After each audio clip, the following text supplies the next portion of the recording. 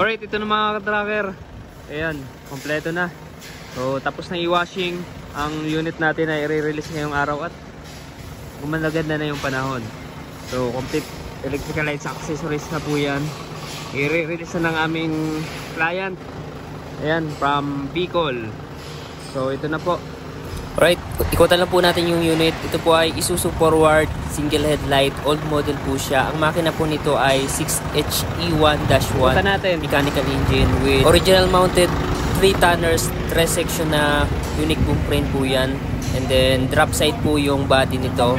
Ito po yung likod. Ang soleras niya ay kahoy, and then pati yung BB chassis niya kahoy din. So brand new battery na rin yung nakakabit dyan.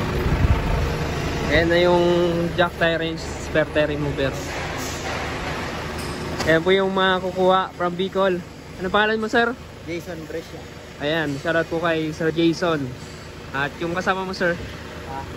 Alfred Vista. Kay Alfred Vista. Ayan, shoutout po sa mga kukuha nito. Ingat sa biyahe. Malayo-layo yung biyahe nyo. Maulan sa Bicol. Bicol, wala.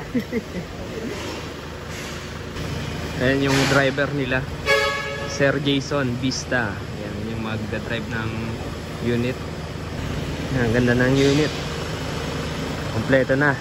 Ito, chinecheck lang ni Sir yung mga papeles na kailangan para ma-release. So, nandiyan na yung ORCR, DR.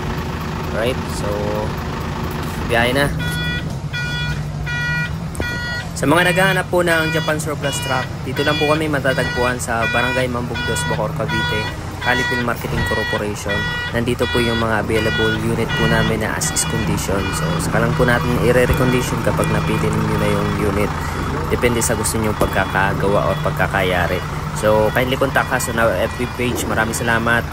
At ito na, alis na sina Sir. Ingat sa biyahe. Alright mga ka-tracker, mga followers pala natin tong kumuha ng unit na to. So maraming salamat po sa ating pagsubaybay sa ating Facebook and YouTube channel. Ayan, pakipollow po yung ating Facebook and then subscribe po yung ating YouTube channel. Maraming salamat. Ingat po sa biyahe. God bless. Bye bye.